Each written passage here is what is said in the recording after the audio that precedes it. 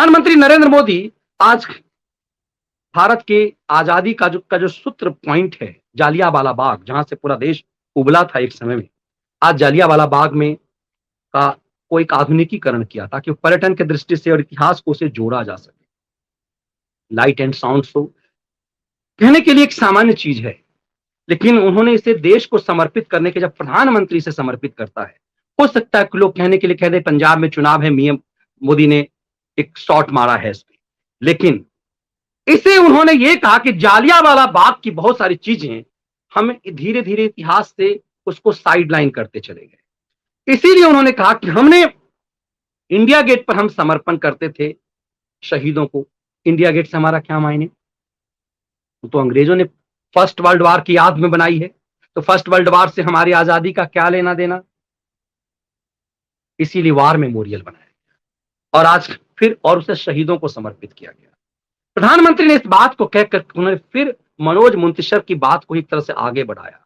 और जब देश का प्रधानमंत्री कहता है कि इतिहास से छेड़छाड़ हुई और इतिहास, हमें अपने इतिहास को संवारना है, जब देश का प्रधानमंत्री कहता है इस बात को लेकर के कि झूठ जो है, झूठ को सच बना करके पेश किया गया, और इसलिए कि इतिहास हमें समझना चाहिए, हमें जानना चाहिए, शहीदों के वृतांत को हमें सुनाया जाना चाहिए, उस सच्चे शहीदों पर चर्चा होनी चाहिए, तो फिर लिबरल गैंग बेचैन हो जाता है। आज सोशल मीडिया पर इसीलिए नेहरू वायरल हो रहा है।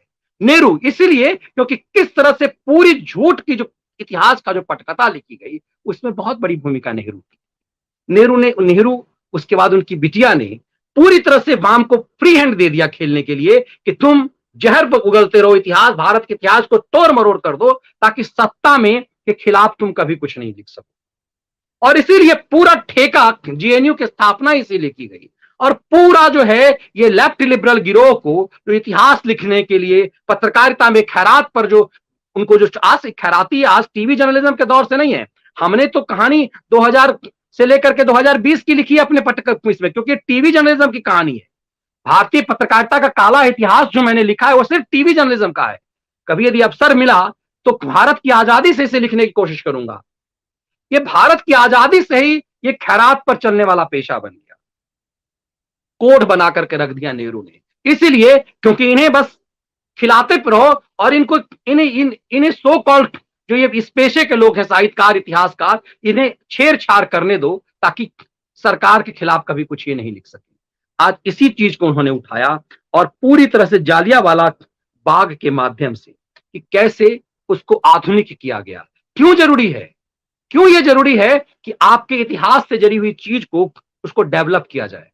मैं कई बार बेचैन हो जाता हूं कि बिहार के पास इतनी ऐतिहासिक धरोहर हैं, लेकिन किसी सरकार ने कभी इसके डेवलपमेंट पे ध्यान नहीं दिया। आज देखिए उत्तर प्रदेश को ही ले लीजिए, इसके पास पूरी धर्म नगरी है, अयोध्या है, काशी है, मथुरा है, लेकिन कभी इस पे प्रयागराज है, लेकिन कभी इस चीज पर ध्यान नहीं दिया गया। और छठे स्थान पे था पर्यटन में भारत में। आज योगी कहते हैं कि उत्तर प्रदेश नंबर 1 है, इसलिए कि आप जब उसे समेटते हैं अपनी ऐतिहासिक विरासत को। दरअसल इतिहास से छेड़ने वालों ने इस ऐतिहासिक विरासत हमें इस बात की सोच ही नहीं दी कि काशी हमारा सांस्कृतिक और ऐतिहासिक धरोहर है। हमें यह सोचने ही नहीं दिया कि नहीं, ये हमारा ये मथुरा और अयोध्या के मायने क्या है। हम अयोध्या पर बोलने के लिए ये माना जाता है, मालिनी अवस्थी जी एक दूरदर्शन के कार्यक्रम में जब की चर्चा करती हैं, एक टीवी चैनल पे इंटरव्यू में उन्होंने कहा कि जब सोनिया की सरकार थी, सोनिया की मनमोहनी सरकार थी, जब दिल्ली में दूरदर्शन पे जब वो एक